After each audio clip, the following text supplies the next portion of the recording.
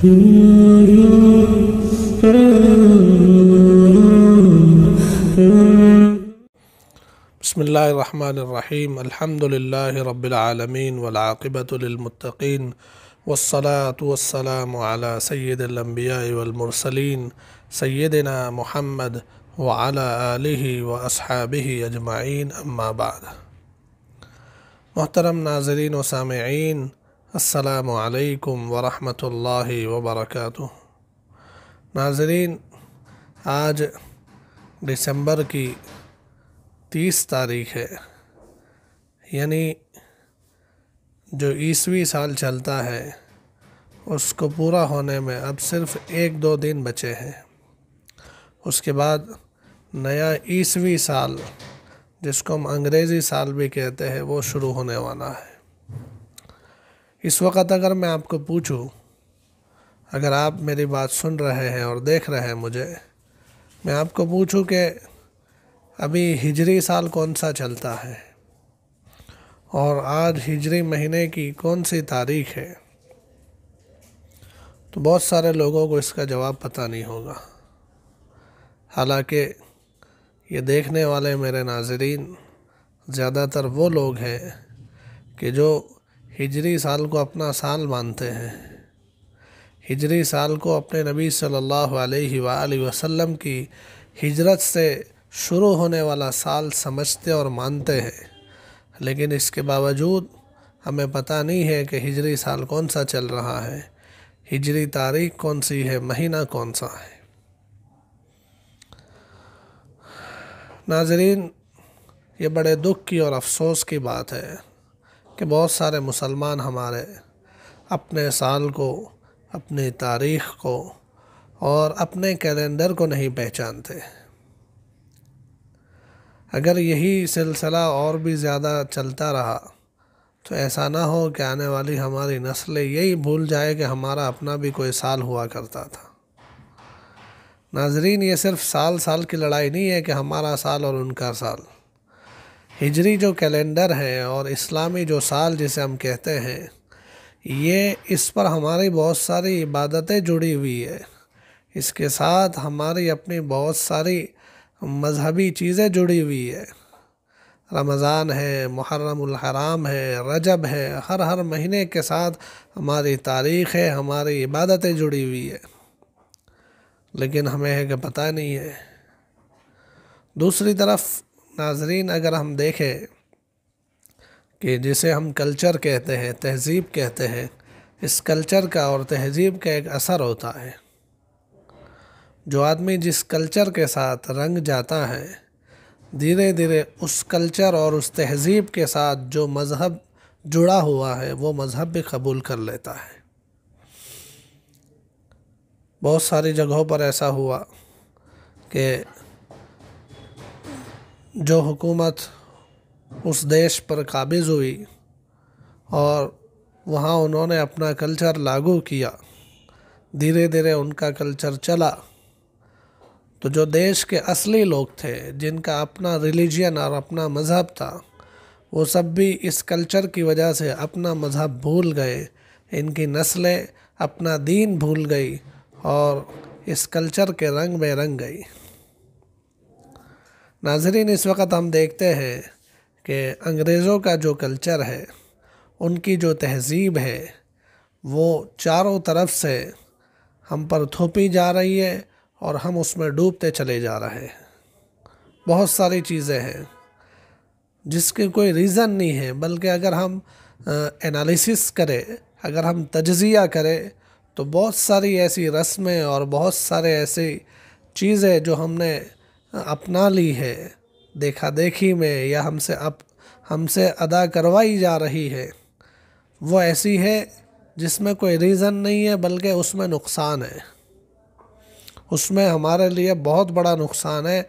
इसके बावजूद भी लोग बस अपनाते चले जा रहे हैं, क्योंकि धीरे धीरे जो लोग कल्चर अपना रहे हैं, वो धीरे धीरे होते होते उस कल्चर के साथ जुड़ा हुआ जो दीन है, उसे भी अपनाते चले जाते हैं। इसको मैं इसकी एग्ज़ाम्पल दूँ, इससे पहले मैं आपको एक और एग्ज़ाम्पल देना चाहता हूँ। सन 2018 में हम लोग गए थे न्यूज़ीलैंड। न्यूज़ीलैंड में रमज़ान और फिर आधा रमज़ान हमने ऑस्ट्रेलिया में गुजारा। वहाँ ऑस्ट्रेलिया में हमारी ईद हुई। ईद के मौके पर, ईद के 2-4 दिन पहले हमने देखा कि मस्जिदों में बहुत सारी जगह पर कुछ बोर्ड लगे हुए थे। वो बोर्ड थे ईद फेयर के, यानी ईद का मेला, जिसमें ये बातें लिखी हुई थी कि भाई फ़लाने मैदान में, फ़लाने कैंपस में ईद का मेला लगाया जाने वाला है और आप अपनी फैमिलीज़ के साथ वहाँ आइए, इतनी टिकट है, वहाँ तफरीह के लिए और एंजॉय के लिए ये सब चीज़ें रखी हुई है। इस किस्म के बोर्ड देखे हमने लोगों से पूछा कि भाई ये क्या है, और अगर कुछ लोग ऐसा करते भी है तो उसको मस्जिद में एडवर्टाइज़ क्यों हो रही है। उन लोगों ने बताया, ख़ास करके वहाँ के उलमाए किराम, शेख आमिर मुबारकपुरी जो थे और दीगर उलमाए किराम से हमारी बातचीत हुई, उन्होंने बताया कि हमारे यहाँ जो है ज़्यादातर लोग क्रिश्चियन हैं और क्रिश्चियनिटी यहाँ का गवर्नमेंट का भी मज़हब है। तो इसकी वजह से यहाँ जो कुछ भी नज़र आता है, यहाँ का जो कल्चर है वो सारा क्रिश्चियनिटी का कल्चर है, ईसावी कल्चर है। अब हमारे यहाँ जैसे हिंदुस्तान में साल भर में बहुत सारे त्यौहार होते हैं और उन त्यौहार के नतीजे में गवर्नमेंट की जो लीव होती है, छुट्टियाँ होती है, वो बहुत सारे त्यौहार के अकॉर्डिंग होती है। वहाँ पर ऐसा नहीं है। वहाँ पर साल भर में किसी त्यौहार की कोई छुट्टी नहीं, सिर्फ छुट्टी है तो क्रिसमस की। दिसंबर के आखिर में क्रिसमस की छुट्टियाँ चलती है, तो वो कोई हफ्ते तक, 2 हफ्ते तक छुट्टियाँ चलती है। स्कूलों में भी जो वैकेशन होते हैं वो दिसंबर में क्रिसमस के मौके पर होते हैं। 1-1, 1.5 महीने का वैकेशन होता है। तो अब इस कल्चर की वजह से जो छोटे छोटे बच्चे हैं, वो सारे बच्चों में त्यौहार और फेस्टिवल, तो एक ही चीज़ इनके दिमाग में बैठती है कि फेस्टिवल और त्यौहार का मतलब है क्रिसमस, और उसमें यह सब होता है, इस तरह से होता है। और ईद जब होती है तो उस वक़्त ना स्कूल की छुट्टी होती है, ना सरकारी ऑफिसों की छुट्टी होती है, और ईद को जैसे आम मुसलमान सेलिब्रेट करते हैं इस तरह से कोई ईद का सेलिब्रेशन नहीं होता है। जिसकी वजह से हमारे जो मुसलमान बच्चे हैं ये समझ नहीं पाएंगे कि भाई हमारा भी एक त्यौहार होता है, हमारी एक तहज़ीब और हमारा कल्चर है, ये समझ नहीं पाएंगे।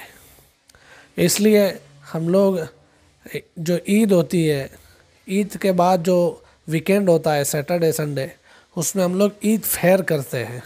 और ईद फेयर में हमारा जो इस्लामी वाला कल्चर है, ईद के ताल्लुक़ से ईद को सेलिब्रेशन करने का जो हमारा तरीक़ा है, उस तरीक़े को हम वहाँ पर रखते हैं और वहाँ वो तरीक़ा नज़र आवे, इस किस्म का मंज़र बनाते हैं, ताकि हमारे जो बच्चे हैं ईद फेयर के मौके से यहाँ आवे तो अपने कल्चर के साथ, अपनी तहज़ीब के साथ जुड़ जाए और इन्हें पता चले कि हमारे फेस्टिवल, हमारे त्यौहार ये है, इसे हम इस तरह से मनाते हैं।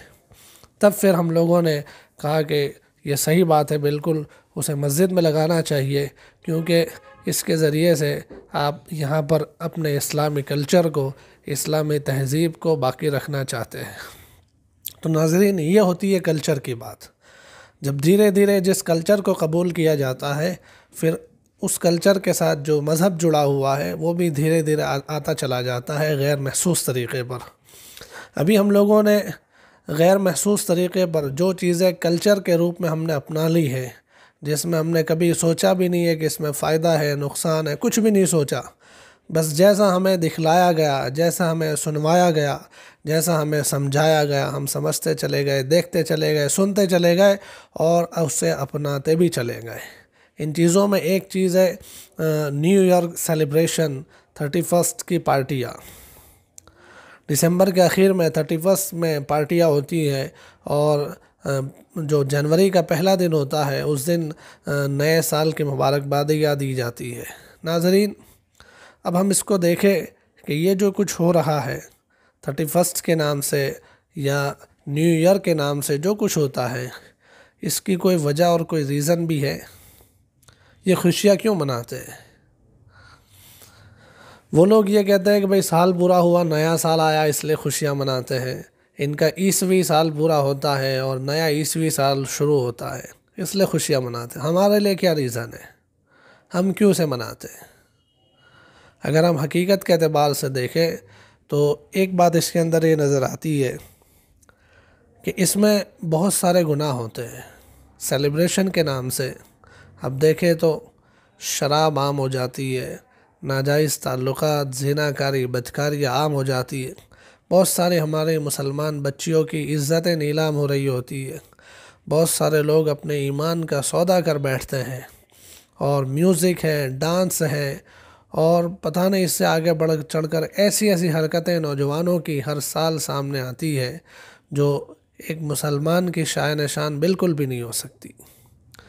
वो सेलिब्रेशन के नाम से आतिशबाजियाँ होती है और नौजवान स्टंट के प्रोग्राम रखते हैं और इस तरह से खुशी मनाते मनाते बहुत सारे लोग अपनी जान खो बैठते हैं, खुद की भी जान खो बैठते हैं और बहुत सारे लोगों के लिए बड़े नुकसान का सबब बनते हैं।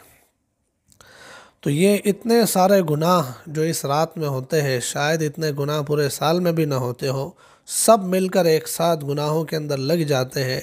ऐसी ख़तरनाक, अल्लाह को नाराज़ करने वाली रात, क्या ये खुशी की रात हो सकती है? क्या इसमें एक मुसलमान का दिल खुश हो सकता है कि वो खुशी मनाए कि भाई सब गुनाह कर रहे हैं इसलिए हम खुश हो जाओ? गुनाहों को होते हुए देखकर खुशी मनाना और गुनाहों को होते हुए देखकर दिल से खुश होना, ये तो शैतान का काम है। तो क्या हम शैतान के एजेंट बन चुके हैं कि इस रात में हम खुशियाँ मनाते हैं और खुश हो जाते हैं और फिर हम एक दूसरे को हैप्पी न्यू ईयर और साल मुबारक के मैसेजेस करते हैं, साल की मुबारकबाद देते हैं। नाजरीन, अगर हम देखें एक हकीकत की निगाह से तो साल पूरा हो जाना और नया साल शुरू होना ये किसी भी वजह से खुशी का सबब नहीं है। ये कोई रीज़न नहीं है कि इस पर खुशी मनाई जाए। शायर ने तो कह दिया, एक और ईंट गिर गई दीवार हयात से, एक और ईंट गिर गई दीवार हयात से। ज़िंदगी की जो दीवार हमारी है, हमारे इतने साल है, उसमें से एक और ईंट गिर गई, नादान कह रहे हैं नया साल मुबारक। तो ये ऐसी बात है। हकीकत से देखें तो हमारी ज़िंदगी में से एक साल ख़त्म हो गया। अगर सही बंदा है, जो बंदा समझदार है, जिसे अल्लाह ने दी हुई अकल को सही इस्तेमाल कर रहा है, तो वो तो एनालिसिस करेगा, इस बात पर मुहासबा करेगा कि पिछले साल मैंने क्या किया और क्या करना चाहिए था, और अगले साल का प्लान बनाएगा। ये होता है कि पिछले साल हमने कितने गुनाह कर दिए, कितनी अल्लाह की नाफरमानियाँ की कि अल्लाह ने नाफरमानियों के नतीजे में बहुत बड़ा अजाब कोरोना की शक्ल में भेजा। बहुत सारे लोग इसमें हलाक हो गए। बड़े बड़े उलमाए किराम हमारे इसमें चल बसे। उलमाए किराम का इस तरह से दुनिया से उठ जाना ये क़यामत की निशानियों में से है। तो ये सब करना चाहिए था हमें कि मुहासबा करते, तौबा करते, माफ़िया मांगते, इस्तिग़फ़ार करते। इसके बजाय खुशियाँ मनाई जा रही है, खूब मैसेजेस किए जा रहा है, प्रोग्राम मनाया जा रहा है, पार्टियाँ की जा रही है। नाज़रीन, ये अल्लाह के और अज़ाब को बुलाने की एक दावत है कि अल्लाह हम इतने अज़ाब से संभले नहीं है, और अज़ाब हमें चाहिए, और अज़ाब लाइए। तो इसका कोई रीज़न नहीं है कि हम खुशियाँ मनाएं। दूसरी तरफ हम देखें देश की हकीकत को, एक तरफ कोरोना की लपेट में बहुत सारे लोग हैं, बहुत सारे हलाक हो गए, बहुत सारे अभी भी हैं, और इसमें बहुत सारे लोगों के खर्चे हो गए। अब देखो कि इलाज के नाम पर अस्पतालों के इतने लंबे लंबे बिल लोगों ने अदा किए। दूसरी तरफ लॉकडाउन की वजह से इकोनॉमी और मईशत जो है सब की ख़राब हो गई। जो सारे सेविंग्स करके रखे थे सब ख़त्म हो चुके हैं। तीसरी तरफ देखो तो इतनी सख्त सर्दियों में हमारे देश के जो सबसे अहम तबका है देश का, और देश का जो सबसे ज़्यादा काबिल एहतराम तबका जिसे हम कह सकते हैं, वो किसान लोग हमारे, ये सड़कों पर बैठे हुए कई दिनों से, इनके मसले हल नहीं हो रहे। बहुत सारे नौजवान बेरोज़गारी का शिकार है, बहुत सारी औरतों की इज़्ज़तें नीलाम हो रही है। ऐसे ख़तरनाक दौर में भी बहुत सारी लड़कियों के साथ रेप करके उन्हें मार देने के केस सामने आ रहे हैं। ये क्या खुशियों की बात है कि हम इस पर खुशी मनाएं? तो खुशी का कोई रीज़न नहीं बनता है नाज़रीन। तो इसलिए हम एक बात तो तय करें कि ये कोई खुशी का मौका नहीं है कि हमें खुशी मनानी चाहिए, और इसमें किसी किस्म के भी चीज़ में हम शिरकत ना करें। नाज़रीन, मैं आपको एक बात बहुत दिल के अंदर से बतला रहा हूँ कि ये बहुत अफसोस की बात है, बहुत दुख की बात है कि हमारे मुसलमान भी इसमें लोगों को मुबारकबादियाँ देते फिरते हैं, हैप्पी न्यू ईयर करते फिरते हैं। किताबों में लिखा है कि इस तरह से गैर मुस्लिमों के त्योहारों पर इनको मुबारकबाद देना, ये उनके कुफ्र और शिरक पर दिल से राज़ी होना है। हम राज़ी है कि हाँ भाई ये कुफ्र और शिरक पर रहे, कुफ्र और शिरक को हम पसंद कर रहा है, ये इस बात की अलामत है। इसलिए बहुत सारे उलमाए किराम ने तो इसको नाजायज़ तक कह दिया है। हम उसे नाजायज़ नहीं कहते, हराम नहीं कहते, लेकिन इतना ज़रूर है कि इसकी वजह से जो है हमारा ईमान ज़रूर कमज़ोर होगा और इसकी वजह से हम अपने अल्लाह से इतने दूर होते चले जाएंगे। तो इसलिए कोई न्यू ईयर का मुबारकबाद और हैप्पी न्यू ईयर के कोई मैसेज नहीं होने चाहिए, किसी को मुबारकबाद नहीं देना है। कोई सामने से करे उसका रिप्लाई भी हम ना दें। अगर कोई सामने से पूछे कि भाई हमने तुम्हें किया मुबारकबाद, तुम क्यों नहीं कर रहे हो, हमने तुम्हें हैप्पी न्यू ईयर किया, तुम क्यों नहीं कर रहे हो, तो उसे हकीकत समझाओ कि भाई हैप्पी न्यू ईयर करने की कोई रीज़न ही नहीं है। देश की इतनी ख़तरनाक परिस्थिति है, लोग इस हालत में हैं, और गुनाहों के इस मौके पर हम कैसे तुम्हें हैप्पी न्यू ईयर कह सकते हैं। इस तरह से इन्हें समझाया जाए। दूसरी बात यह है कि नाज़रीन, जैसे मैंने शुरू में कल्चर की बात कही, तो कल्चर के ताल्लुक़ से हमारा जो अपना कैलेंडर है, हमारा जो इस्लामी साल है, हम इसे प्रमोट करें, हम इसे अपनाएं।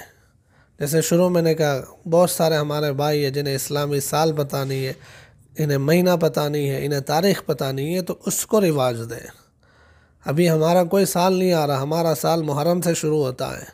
तो जब मुहर्रम आए उस वक्त से भी और अभी से भी हम लोग नए साल को और पूरे हमारे जो इस्लामी साल है इसको अपनाएं। और अपनाने की सबसे आसान तरतीब है कि हमें जहाँ जहाँ तारीख़ लिखने की ज़रूरत पड़ती है, जहाँ जहाँ तारीख़ बोलने की ज़रूरत पड़ती है, वहाँ पर हम अपने इस्लामी साल की तारीख़ और महीने को लिखें और उसको रिवाज दें, ताकि इसके ज़रिए से हमारी आने वाली नस्लों में हमारा जो मज़हब है, हमारा जो दीन है, हमारा जो अपना कल्चर है वो बाकी रहे। वरना अगर हम इसमें गफलत में रहे तो होते होते हमारा कल्चर ख़त्म होगा, और कल्चर ख़त्म होने के बाद हमारा दीन और मज़हब भी ख़त्म हो जाएगा। अल्लाह जल्ल शानहू ऐसी ख़तरनाक चीज़ों से हमारी हिफाजत फरमाए। अस्सलामु अलैकुम व रहमतुल्लाहि व बरकातुहू।